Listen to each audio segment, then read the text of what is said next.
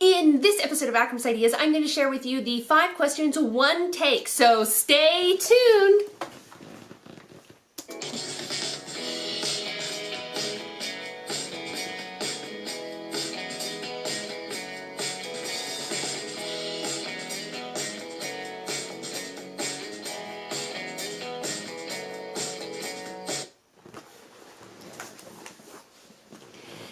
Hello and welcome. I'm Akram Tagavi-Barrett, and you're watching Akram's Ideas, bringing creative and crazy ideas to life.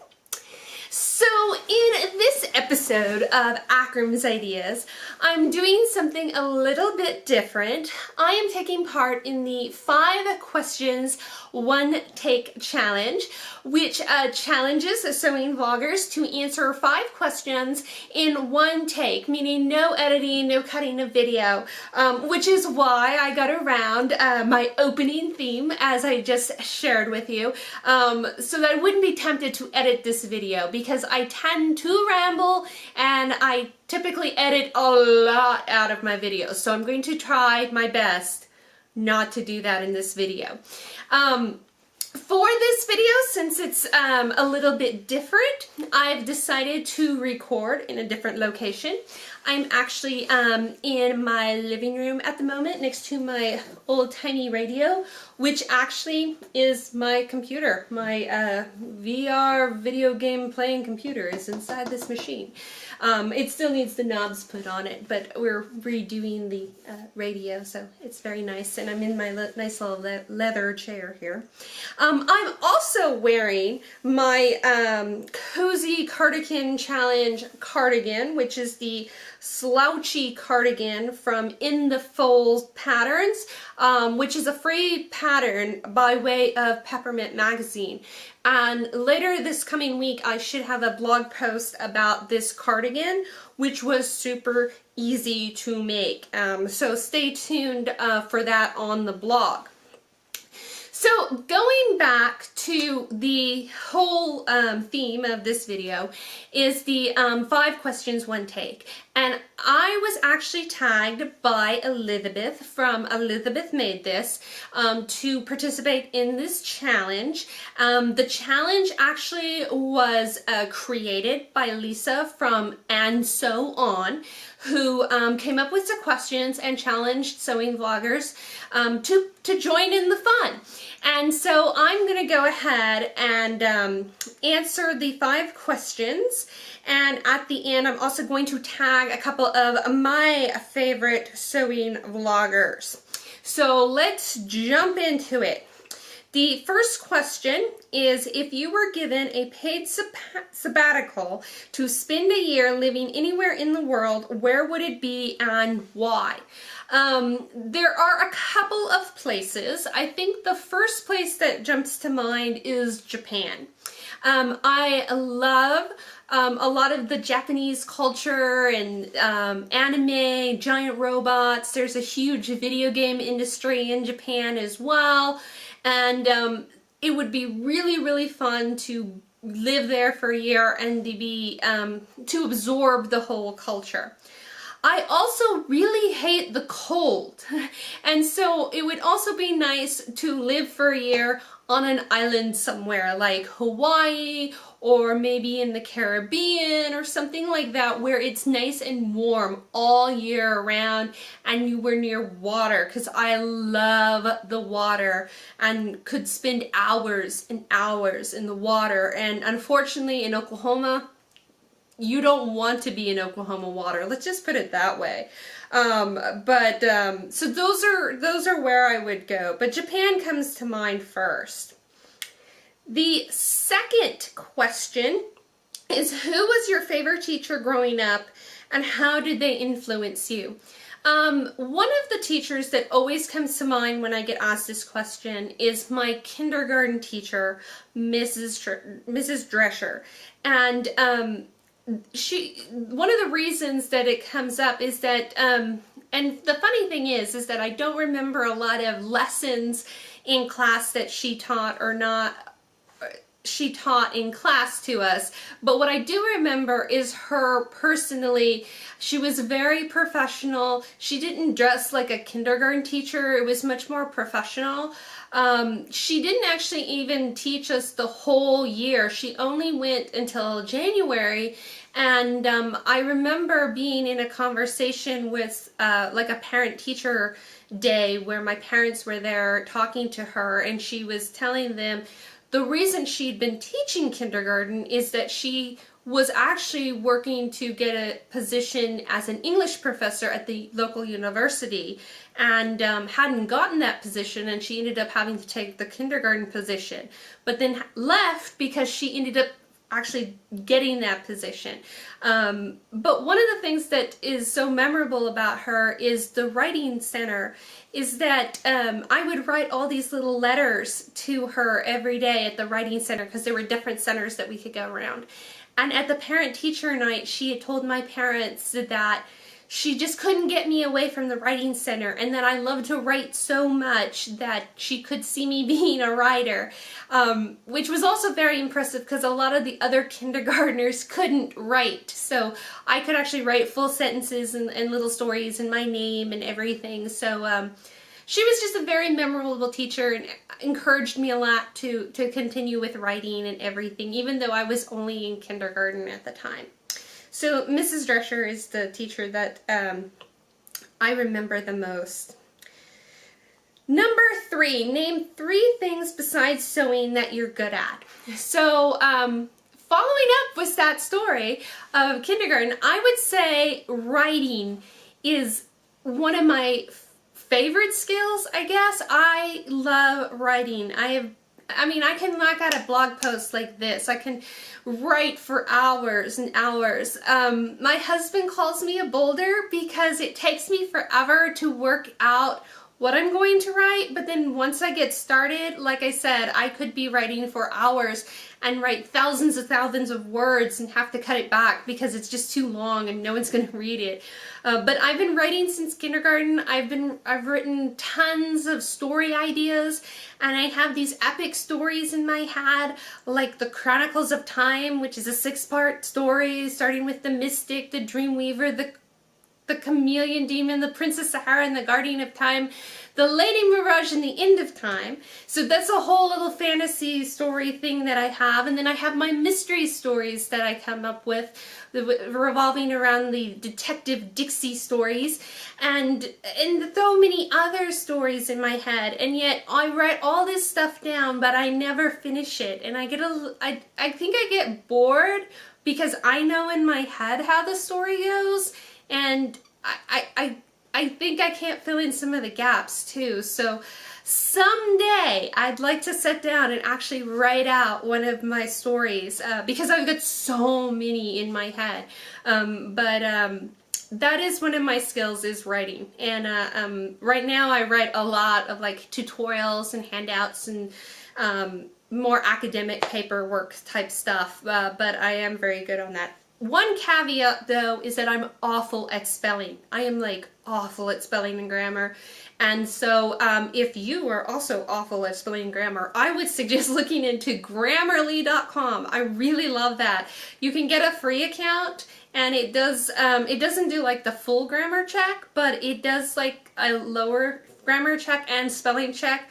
But what I really love about it is that it sends you weekly updates as to how much you've written, how your vocabulary and your writing is in comparison to other users. So I just like knowing that I've written more. Like, I've written more words than 98% of their users. So yeah, though. So that was skill number 1, was writing. So 2 other skills. My second skill that I would say that I have is problem solving skills. I feel like I'm really good at figuring things out, especially when it comes to students, because many of you know that I work at a university. I teach video game design, which in some ways is just computer science and programming.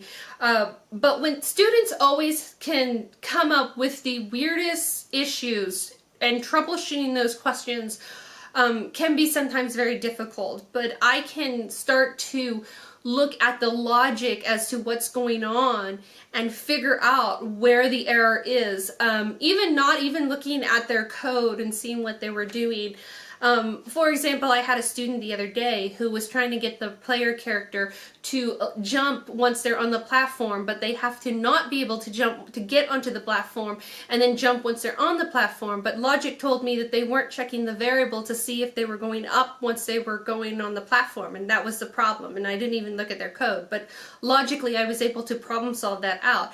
And I think that is one of my good skills, is being able to problem solve. And I'm probably totally rambling now, so we'll move on. Third skill, kind of going back with like the stories and the writing and even with sewing and baking. I think one of my other skills is that I have lots of creative and crazy ideas. I can come up with a ton of ideas or projects and just look at something and like, oh, that would be a totally cool project. Or, oh, that would be a totally cool story. Or what if I took this and it could be a pie. And in some ways that's a really good skill to have, but it's also really frustrating because you can come up with so many ideas and in the back of your head you know that you will never be able to accomplish all of those because there's just not enough time in the day, and they're just rattling around in your head thinking, I could do this, but I don't have time. So coming up with ideas, creative ideas and stuff like that is both a skill and a curse at the same time. So that was question number 3. Moving on, question number 4. Do you cook?